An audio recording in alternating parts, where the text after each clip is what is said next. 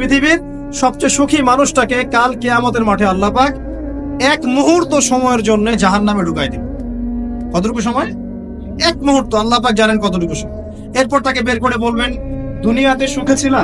সে বলবে, আল্লাহ সুখ কি জিনিস আমি জানি না, সুখ কাকে বলে আমি জানি না, সুখ কি আমি সেটা জানি না। আল্লাহ সুখ কাকে বলে আমি সেটা জানি না। আর এই পৃথিবীর সবচাইতে নির্যাতিত, নিপীড়িত এবং দুঃখ ক্লেশে ভরা মানুষটাকে আল্লাহ পাক এই এক মুহূর্তের জন্য জান্নাতে ঢুকে দিয়ে বের করে নিয়ে আসে। বলবেন যে দুনিয়াতে দুঃখে ছিলা, কষ্টে ছিলা? এই ব্যক্তি বলবে, আল্লাহ কষ্ট কি জিনিস আমি জানি না, কষ্ট কাকে বলে আমি কষ্টের সংজ্ঞাই জানি না। এই ব্যক্তির তাকদিরে কি হবে পরে? এই ব্যক্তি জান্নাতের ওই যে আরফ নামক জায়গায় দাঁড়িয়ে থাকবে, চেহারাটা ঘুরিয়ে দেওয়া হবে জাহান্নামীদের দিকে। সে বলবে যে আল্লাহ চেহারাটা খালি আমাকে জান্নাতের দিকে ঘুরায় দাও, আমি জান্নাতে যেতে চাচ্ছি না, খালি চেহারাটা ঘুরায় দাও বাস এনাফ। আল্লাহ বলবেন আর কিছু চাবা না তো? না, আর কিছু চাবো না। ঠিক আছে, চেহারা ঘুরাই দিলাম। এবার চেহারা জান্নাতের দিকে ঘুরে আসে, জান্নাতের জান্নাতের নিয়ামতের স্নিগ্ধতা সব পাচ্ছে সে। এবার বলছে আল্লাহ শুধু দরজার কাছে নিয়ে যেয়ে রেখে দাও, ঢুকতে চাবো না। আল্লাহ বলবেন যে এইবার কথা দিয়ে কথা রাখবা? ঠিক আছে, জান্নাতের দরজার সামনে গিয়ে রেখে দাও। ও বেচারা দরজা ধরে দাঁড়ায় আছে, চিন্তা করবে, ও ভাববে, ওই সময় সে ভাববে, হাদিসে এত স্পেসিফিকলি আসছে, সে ভাববে যে কিভাবে আল্লাহকে বলবো, আল্লাহ তো এতদূর পর্যন্ত নিয়ে আসলেন। এরপর বলবে যে জাস্ট একটু উকি দিব, আল্লাহ খালি একটু উকি দিতে, ঢোকানোর দরকার নেই, খালি উকি দিব। আল্লাহ পাক বলবেন, দেখো আদম সন্তান তোমরা কিন্তু কথা খুব কম রাখো, আদম সন্তান তোমরা কথা দিয়ে কথা রাখতে পারো। ওই যে আদম আলাইহিস সালামকে বলা হয়েছিল না, ওয়ালা তাকরাবা হাদিহি শাজারা, তোমরা গাছের কাছে যেও না, তাও তারা গাছের কাছে চলে গেলেন। তোমরা কথা দিয়ে কথা রাখো না। এবার উকি দিয়ে সে বলবে, আল্লাহ এতদূর যখন নিয়ে আসছো, আল্লাহ আমাকে আর এখান থেকে দূরে ঠেলে দিও না, আমাকে ঢুকাই দাও। আল্লাহ পাক তাকে জান্নাতে ঢুকাই দিবেন এবং এই দুনিয়ার চাইতে 10 গুণ বড় জান্নাত তাকে দিবেন ইনশাআল্লাহ। তাহলে আমরা বুঝতে পারলাম যে দুনিয়ার বাস্তবতা কি আর আসল প্রকৃত সাফল্য কাকে বলে। আরেকটা কথা বলি, এক ব্যক্তিকে জাহান্নামের শাস্তি দেওয়া হবে বছরের পর বছর, অনেক বছর। কত বছর আল্লাহ ভালো জানেন, কারণ জাহান্নামের উপর থেকে ছেড়ে দেওয়ার পরে জাহান্নামের তলায় গিয়ে পৌঁছাতেই মানে কত হাজার হাজার বছর পার হয়ে যাবে মানুষ জানে না। এত গভীর জাহান্নাম, এত গভীর। আমরা তো এখন নাসাকে ইলাহ বানিয়ে নিয়েছি, নাসা যা বলে তাই বিশ্বাস করি। ও বলে মঙ্গলে পানি আছে, আমরা বলি হ্যাঁ পানি আছে। ও বলে চাঁদে এই আছে, আমরা বলি হ্যাঁ সেই আছে। নাসা যদি এখন বলে জাহান্নাম নামে একটা জায়গা আছে, কালকে দেখবেন সব মানুষ বিশ্বাস করছে জাহান্নাম নামে একটা জায়গা আছে। এটা হলো যে সায়েন্সকে আমরা এখন উপাস্য বানাচ্ছি, এটা একটা শিরক, আধুনিক শিরক। আধুনিক আরো শিরক আছে, আল্লাহর হালালকে হারাম করা, আল্লাহর হারামকে হালাল করে দেওয়া। ওদিকে আমি যাচ্ছি না। এখন পড়তে একটা জায়গা তাকে দাঁড় করিয়ে দেওয়া হবে, আযাব দেওয়া হবে। এক পর্যায়ে সে চিৎকার করতে থাকবে, ইয়া মান্নান ইয়া হান্নান, ইয়া মান্নান ইয়া হান্নান। এভাবে চিৎকার করতে এগুলো আল্লাহ পাকের নাম। এগুলো কি আল্লাহ পাকের নাম। আল্লাহ পাক বলবেন, দেখো জাহান্নামের অতল গভীরে কোন আমার বান্দা আমাকে ডাকছে, কি হাজত তার, নিয়ে আসো। ওকে জিজ্ঞাসা করা হবে কি প্রয়োজন। সে শাস্তির অভিযোগ করবে, শাস্তির অভিযোগ করে তাকে বলবে যে আমার এই শাস্তি আমি সহ্য করতে পারছি না, আল্লাহ আমাকে এইটা দাও সেটা দাও, আমাকে, আমি যেখানে থাকি সে থাকার জায়গাটা ভালো না, আমি যেখানে বসি বসার জায়গা ভালো না, এরকম অনেক কথা বলতে থাকবে। আল্লাহ পাক তখন তার গুনাহগুলোকে স্মরণ করাবেন, মানে তার এই অবস্থা কেন হলো এটা স্মরণ করা। এবার সে ব্যক্তি পিছনে ফিরে তাকে আবার পাঠিয়ে দেওয়া হবে, যাও পিছনে ফিরে যাও। তো যেতে সে তাকাবে পিছনে ফিরে, বারবার তাকাবে আর বলবে, আল্লাহ তোমার রহমতে আমাকে একবার সেখান থেকে তুমি বের করে নিয়ে আসছো, আল্লাহ দ্বিতীয়বার আমাকে সেখানে পাঠাও, আমি তোমার রহমতের আশা রাখি যে তুমি আমাকে মাফ করে দিবা। আল্লাহ পাক বলবেন, আমার রহমতের ওসিলায় সে আমার কাছে চেয়েছে, যাও আমি তাকে মাফ করে দেব। এই জাহান্নাম থেকে বের করেও আল্লাহ পাক অনেক মানুষকে কি করবেন, জান্নাতে দিবেন ইনশাআল্লাহ। একজন ব্যক্তির কথা আসছে, 99টা খুন করেছে, তওবা করার সুযোগ আছে কিনা খুঁজতে গিয়েছে। এক আবেদ যে ইবাদত করে, আলেম না আবেদ, সে বলেছে কোনো মাফ নাই, ওকেও হত্যা করে 100 পূর্ণ করেছে। পরে অন্য এক আলেমের কাছে গিয়ে তওবা করেছে। আল্লাহ পাক তার জান কবজের সময় ফেরেশতাদের দূরত্বকে পরিমাপ করে এই ওসিলায় আল্লাহ রাব্বুল আলামিন তাকে মাফ করে দেন। আরেক ব্যক্তিকে মাফ করেছেন আল্লাহ রাব্বুল আলামিন, যে তার সন্তানদেরকে বলেছিল আমি মারা গেলে আমার লাশটাকে পুড়িয়ে ফেলবা, অর্ধেক ছাই বাতাসে ভাসিয়ে দিবা, অর্ধেক ছাই সাগরে ভাসিয়ে দিবা, বাতাসে উড়িয়ে দিবা, সাগরে ভাসিয়ে দিবা। আল্লাহ পাক ছাই জড়ো করেছেন, করে বলেছেন কেন করেছো এই কাজ? সে বলবে মিন খাশিয়াতিকা ইয়া রাব্বি, হে আল্লাহ তোমার ভয়ে কাজ করেছিলাম, আর তুমি খুব ভালো করে জানো হে আল্লাহ আমি তোমার ভয় করেছি, অন্য কোনো কারণে করেছি। আল্লাহ পাক তাকে বলবেন, যাও আমি তোমাকে মাফ করে দিলাম। এক নারীর কথা আসছে, ব্যভিচারী মহিলা, জিনা করে, পতিতা মহিলা, একটা কুকুরকে পানি পান করিয়েছে, আল্লাহ তাকে মাফ করে দিয়েছে। আর একজন লোকের কথা আসছে যে তার বন্ধুকে এতটুকু বলেছিল, একজন ব্যক্তি তার বন্ধুকে এতটুকু বলেছিল যে আল্লাহ তোকে কোনোদিন মাফ করবে না, আল্লাহ তোকে কোনোদিন মাফ করবে না। এরকম কথা কিন্তু আমরা অনেকে বলে ফেলি। আল্লাহ পাক মৌতের পরে এই দুই ব্যক্তিকেই ডাকবেন, কিয়ামতের মাঠে ডাকবেন। এটা বারজাকে হয়েছে।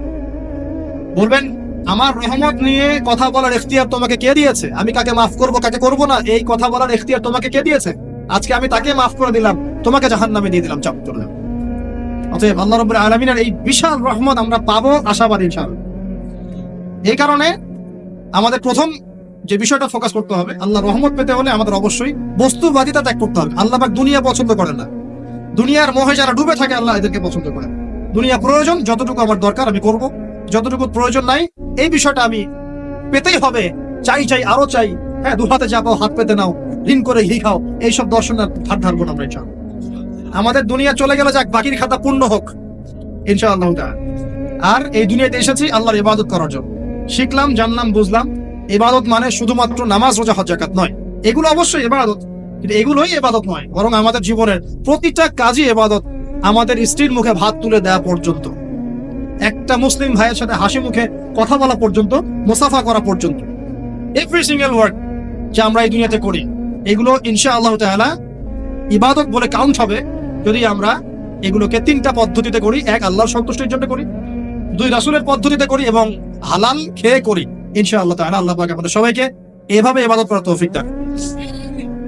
আর শেষ করার আগে আমি আর কয়েকটা পয়েন্ট টাচ করে শেষ করে দিচ্ছি, রাত অনেক গভীর হচ্ছে। আসন্ন রমজান মাস আমাদের সামনে আছে। আমাদের সামনে বলতে এই তো 2 সপ্তাহ হয়তো বাকি নাই। আমি কয়েকটা পয়েন্ট খেলে আপনাদের সাথে শেয়ার করবো, যে এই পয়েন্টগুলো যদি একটু ফোকাস করি, রমজান মাসটা গুনাহ মাফের উৎসব হবে ইনশাআল্লাহ। আমরা কলেজ লাইফে পড়তাম একটা ওয়ার্ড, উৎসবের উৎসাহ। উৎসবের উৎসাহ, এই যে ছায়ানট, উদিচি, এইসব জায়গায় যারা থাকে না, এরাও এই শব্দগুলো জানে না। উৎসবের উৎসাহ, ওরা বলে যে জাগতে হবে রাত আলো জেলে রেখে উৎসবের উৎসাহে, রাত জাগতে হবে আলো জেলে রেখে উৎসবের উৎসাহে। আমাদের এই দুনিয়ার জীবনের হায়াত কিন্তু খুব লম্বা না, খুব লম্বা কি 60 থেকে 70। এর মধ্যে আল্লাহ পাক কিছু উৎসবের উৎসাহ দিয়েছেন, যেমন শবে বরাত, যেমন শবে বরাতের রাত। এই রাতে ব্যক্তিকেন্দ্রিক তো কিছু ইবাদত করা যায়, সামগ্রিক না হয়। এই রাতে আল্লাহ পাক সবাইকে মাফ করেন, 2 শ্রেণীর মানুষ বাদ দিয়ে, মুশরিক, মুশাহিদ, শিরক করে যারা, হিংসা বিদ্বেষ পোষণ করে যারা, এদের বাদ দিয়ে। শাবান মাস বেশি বেশি নবী রোজা রাখতেন। আরাফার দিন, আশুরা, মুহররম, জিলহজ মাসের প্রথম 10 দিন কিছু উৎসবের উৎসাহ আল্লাহ দিয়েছেন, তাই নাই? সবচেয়ে বড় উৎসব কোনটা বলেন তো? এই যে রমজান মাস। এখন এই মাসে আলো জ্বালা থাকবে উৎসবের উৎসাহে। কিভাবে? প্রথম কথা বলি, দুনিয়াবি বাজার ঘাট, শপিং টপিং যা যা আছে আগে ভাগে এই কয়দিনে করে ফেলেন। যাদের সামর্থ্য আছে, যাদের সামর্থ্য নাই তারা, আমি বলেছি প্রজেক্ট করতে হবে, সোশ্যাল প্রজেক্ট। আমরা সামর্থ্যবানদের টাকাগুলোকে কিছু সৎ মানুষ কালেক্ট করবেন, করে যাদের সামর্থ্য নাই তাদের ঘরে মাসের বাজার পৌঁছে দিবেন। পারা যাবে না ইনশাআল্লাহ? আমরা যারা এসব জায়গায় থাকি আমরা মনে করি সোসাইটির সবাই এমন। সোসাইটির সবাই এমন নয়। অনেক মানুষ খেয়ে পরে থাকতে পারে না, সবাই আমাদের মতো খায় না। আমরা 10টা আইটেম নিয়ে বসে খেতে, অনেকে আলু ভর্তা জোটে না, আচ্ছা না? আমরা আমাদের যাকাত, আমাদের ওশর, আমাদের ফিতরা, আমাদের সাদাকাতুল ফিতর, আমাদের সাদাকা এবং ইফতারের প্রজেক্টগুলোকে সুন্দর করে প্যাকিং করে 1 মাসের বাজার করে দেওয়ার ক্ষমতা আমাদের নাই।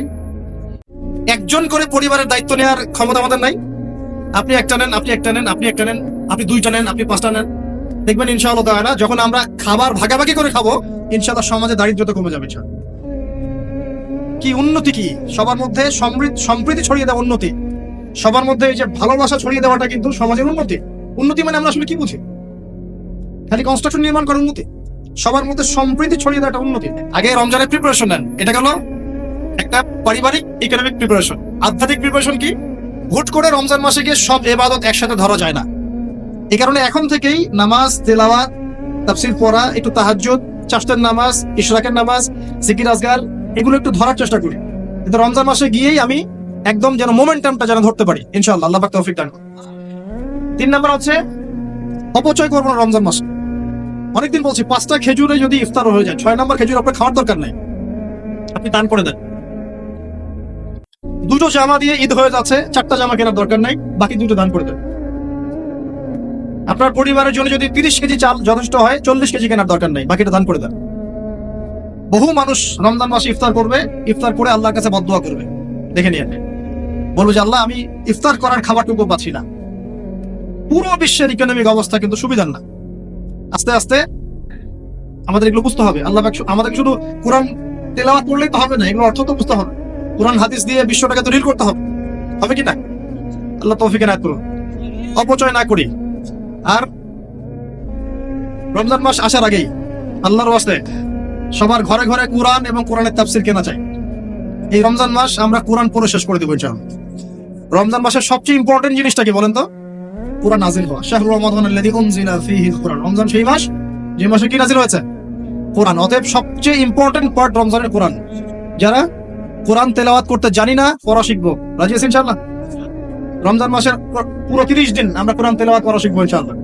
স্থানীয় ইমাম থাকতে পারেন, টিচার থাকতে পারেন, অনলাইনে শিখতে পারেন, অফলাইন কোর্স করতে পারেন, যেভাবে হোক আপনাকে শিখতে হবে।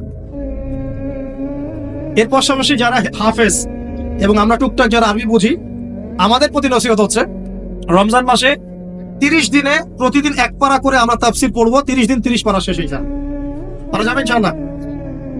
রমজান মাসে আর কি কাজ করব? তারাবি সালাত জামাতে পড়ার চেষ্টা করব। আর যে তারাবি জামাতে পড়বে সে 5 ওয়াক্ত নামাজ তো অবশ্যই জামাতে পড়তে হবে।